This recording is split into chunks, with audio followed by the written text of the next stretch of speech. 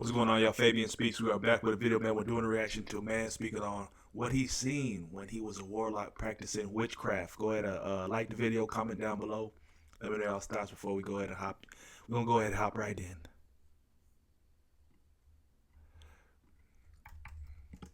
Okay. Welcome back, guys, my brothers and sisters. One of the craziest videos have just came on my desk, and it was actually of a New York gangbanger, and he's revealing in this video how he became a warlock and started practicing witchcraft.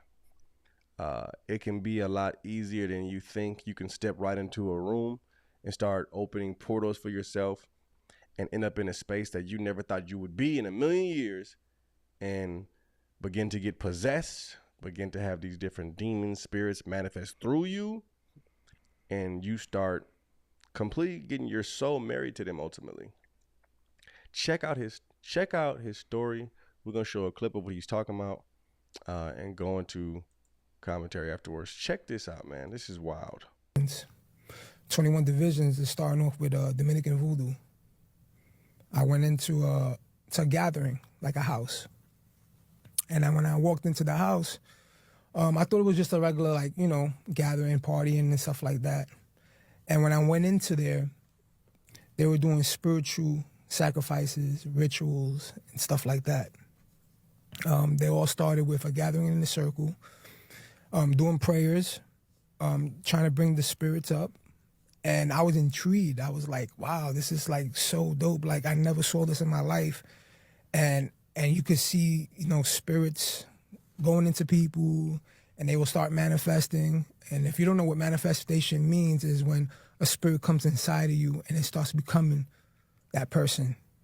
The spirit becomes them, and they start doing rituals, smoking cigars, drinking, talking about your life and who you are in life. And there was one spirit that came towards me, and he says, "You don't know who you are." He says, "You're very powerful, and we could use you." And I said, like, I was intrigued by that. I was like, yeah, like, I want that power. I want that fame. I want the money. I want the riches, because I just came from getting released from baseball, and I lost everything. I pretty much lost everything. So I wanted the fame, I wanted the money, I wanted the lights. So they said, okay, we're gonna start doing these rituals with you. You start getting baptized, start doing the perfumes. So when they started doing the perfumes and stuff like that, the spirit started coming inside me. And as the spirit started coming inside me, I started getting this anger, this rage, and I became somebody that I wasn't at all. When I was growing up, I was raised by my mother, I was raised by my sister. I became this angry man that started selling drugs, that started gang banging, because I wasn't gang banging yet. I started gang banging as I got older, because a lot of people that would come to these meetings were rappers, drug dealers, and people who want the same power. And I didn't know that, because Isn't that interesting? Rappers. You got a lot of different rappers who talk about being from the Ifa religion. The same one that Beyonce's from. Right? And there's sacrifices that go in that religion. You sacrifice animals. People. Yet we just sit here and listen to these people's music like it's just normal. That's another thing I was going to mention. There's this rapper out named Skrilla right now who everybody's famously using his whole 6'7" quote, and got a lot of kids on this bandwagon now, has openly admitted to sacrificing animals, asking for certain things in return. I want to say it's E5 that he says he's tied to, but I mean, it's all very demonic, all very telling, right? They've said Beyonce's aligned herself with E5. I know 21 Savage has openly admitted this early on in his career. Now, there's a lot of artists that are aligned with this so-called religion or belief system that you wouldn't even know about. A lot of them don't even speak about it publicly. But it's crazy to me how you'll have people who are openly admitting to sacrificing things for fame, fortune, notoriety,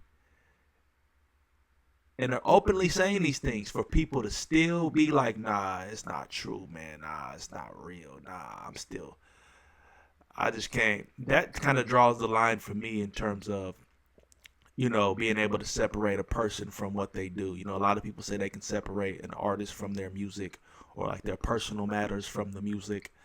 Uh, I can't. I used to be a person that could say that, but I can't. I can't do that, because if you're openly telling me you're a demon worshiper, you worship the devil, you practice things that are paganistic tradition and practices, like, I'm not with it. I can't be with it, because you don't even know what they're articulating through the music. A lot of it could be underlying notions, some subliminals that they're trying to capture at a greater scale, and you over here just gullibly, unknowingly thinking that, oh, I can just separate the music from who they are personally. We're spiritual beings, so in the spirit, you don't even know what functionality is going on. In actuality, they're practicing witchcraft. They're sacrificing animals. It's wickedness, completely. They made it seem like it was God, because they also believed in Jesus. They also believed in other things. And I didn't read the Bible. I didn't know. I didn't know the difference. The Bible says that we should not be worshiping idols. I didn't know that at that time, because I was so lazy not wanting to read the Bible. So I was so intrigued. I was like, yo, I just want that power, like that same power that you have, how I can just walk on fire, how I could just speak to people's lives, and I want to help people, but I don't know how to do it. So they started teaching me how to read cards. They started teaching me how to do spiritual baths and baptism and stuff like that. And I became this warlock. Throughout this whole thing, I became this warlock. But before I became this warlock, I started being disobedient. I don't know if you know what disobedient is, but disobedient is basically like I was doing my own thing. I wasn't following orders, the same thing as gangbanging, the same thing as you were in prison. You have to follow order of a leader or anything. And I didn't want to follow their order. I wanted to do my own thing. So what they did was they put a curse on me. They put a picture of me into a pot and made me sick. So after a couple months. You see that? That voodoo juju nonsense made them sick. You know who they can't touch? True Christians. We heard that from a witch on Tasha K. Saying the only people they can't touch is people who are in truth. Who's in truth? Oh, we know who's in truth. Later, I lost my kidney. I lost my kidney. Never. I don't have diabetes in my life, in my family's life. I don't have none of that. Heart disease, yeah, but I didn't have no heart problems. The only thing that they found was I lost high blood pressure. I had a lot of high blood pressure, and I was going to work, and when I went to work, I was getting these bad headaches, and I was telling my foreman at that time, I was doing scaffolding. It's like, I got a lot of headaches. I'm about to go to the hospital. He said, all right, go to the hospital and tell me like what's going on. So when I went to the hospital, they found out my blood pressure was over 200. And when I went there, they were like, they did my blood work and they were like, you lost your kidneys. I was like, how? Like, I'm fine, I'm healthy. Like, how's this happening to me? Like I was one, I didn't understand about kidney disease. And I want to encourage people, like right now, like take a yearly checkup of your body. Please check your body yearly to see what's going on with you. Because I didn't know what kidney disease was. And I thought I was going to be fine. Okay, I got kidney disease. Am I going to go home now? Like, no. You have to do a emergency surgery to get a catheter so that we could do dialysis and take out all the toxics out of your blood and all the fluid that's inside of you and clean it up. And then you could be much better. So I was in the hospital. And as I was in the hospital, I was there. They did the surgery. They did the catheter. I ended up going into the dialysis center that they have in the hospital, in Jamaica Hospital in Queens. And I had to be there for 4 hours in the machine. I want to kind of pause real quick and emphasize something he mentioned a few minutes ago about not being aware. He said he was lazy. He didn't read the Bible. And, one of the biggest passages from the Word, I'm not sure where it is in specific, but, where the Lord emphasizes how his people die for lack of knowledge, right? When people don't know, he's referenced several points of not being aware or in tune, right? He mentions in relation to his kidney. He mentioned in relation to the Word, not understanding that, the Word emphasizes not worshiping false idols.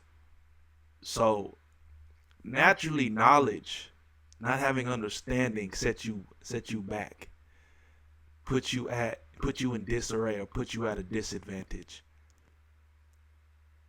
And one thing I would say is there's a lot of people who just don't know. That's why it's a gift when they have someone in their lives who is a believer, follows Christ, is able to impart what they know on them. But then,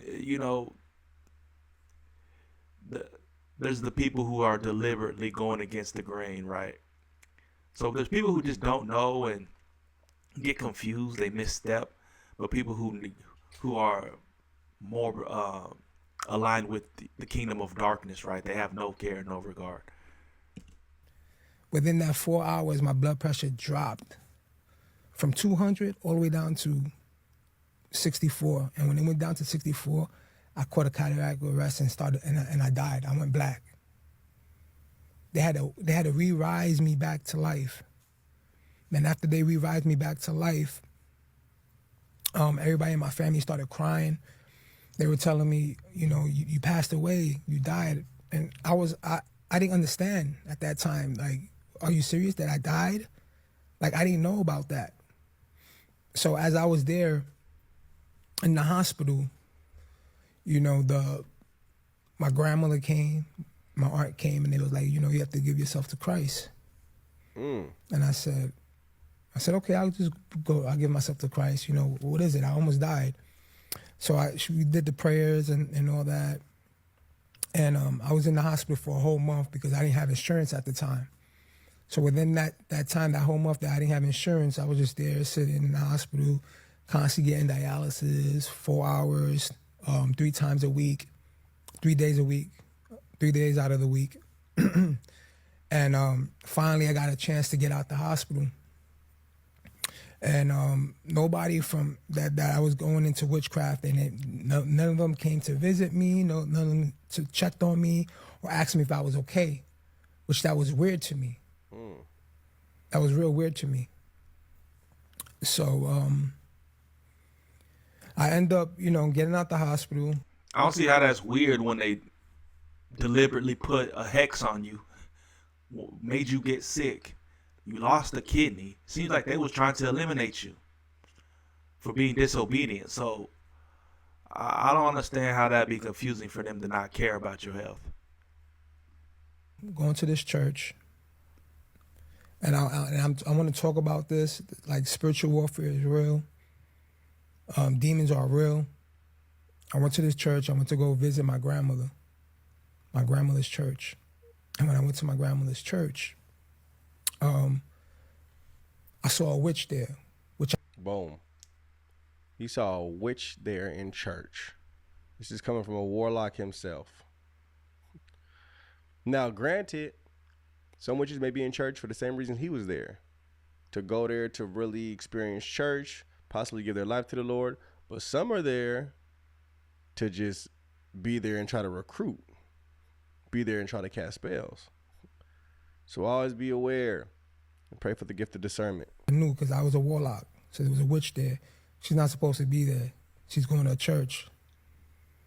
So when we went to the church, I saw her, we locked eyes, and we said hi to each other.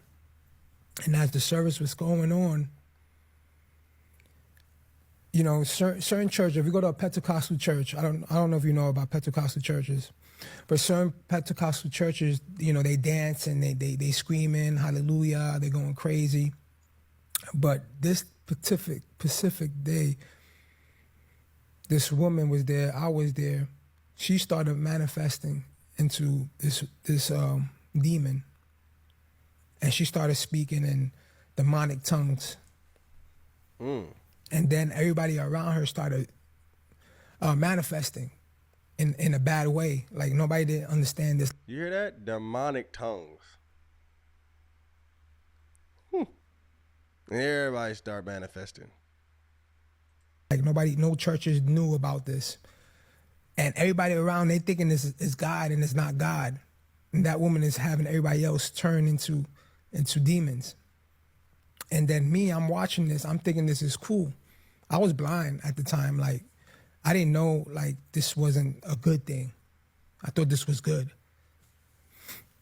So I started seeing people manifest, and I started tapping my cane because I was a warlock. And I'll tap my cane and I'll have other people manifesting around. The pastor starts seeing in this, he says, this is not good. So he shut down the worship. He shut it down. He stopped it. When I saw that, I looked at it, I was like, oh, okay, this is not for me. This is not for me at all. So I went back into the lifestyle of being a warlock, but I left 21 divisions. I ended up doing Orishas. Orishas is, you ever heard of Beyonce? Of course, yeah. You know Beyonce, right? Yeah. So Beyonce worships Ifa. Ifa is Achun from the Orishas. That's who I had. I had Achun, which is the goddess of the ocean, of the lake, the goddess of the lake. And there's another woman called Yemaya. She's the goddess of the ocean. So I transitioned from 21 divisions is Dominican voodoo, into African voodoo. It has African, Cuban, and Haitian voodoo. And when I went there, that's when it got real. That's when I started dealing with big-time drug dealers, big-time artists. I'm not gonna say who are they, but they were big-time artists that were paying. They were paying the high priest that I was going under, paying him so that they can get fame. And they would use the music of the African beats as samples into their music to conjugate people to like their music. Bruh, did we not just talk about different artists in the Ifa religion? A lot of that, a thing that people don't really understand in terms of frequency and sound, and how, like, I think some people know there's always been just I would say a misunderstood or unexplained perspective on music. You know how music, the power of music, the global impact it has, is something that transcends the physical. So rhythm, cadence, there's even genres that are aligned with trance. All these things, you know how he said, to conjure. That's why these things in terms of frequency and sound are very powerful things that people just dismiss. Having discernment, asking God for wisdom to see through spiritual eyes is a very big thing that people take for granted. You will naturally be fooled in things that, no matter how minuscule you want to take them or whatever it may be, have some type of effect in the spiritual realm. It's just crazy to me how, well, it's not crazy, I guess, because some people just lack of knowledge. They just don't know. It hasn't been imparted to them. It hasn't been gifted. I think some people are naturally gifted. God gifts some of his children with these capabilities to see in the spirit, or maybe understand certain things, having discernment. Others develop it over time, right? But using African tum-tums, African beats, African drums, incorporated in music in order to conjure. That is wild. It's not a game, people. It's not a game. What do you think they're doing at these different shows? Opening you up so that you can invite what's in them into you. It's real. Why do you think a lot of people can't stop listening to people's music? Because you've been opened up to what they're carrying. I've heard people say that so many times, like, it's so hard for me to stop listening to music. Really? It's hard for you to not press play. Really? It's hard to listen to secular. I mean, music in general is not a bad thing, right? But some folks, it's hard for them to stop listening to secular music. That's the distinction. Yeah, something was opened.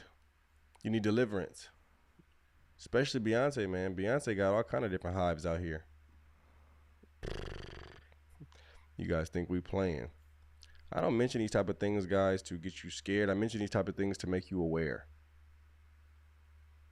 of what you're listening to and what you're coming into contact with.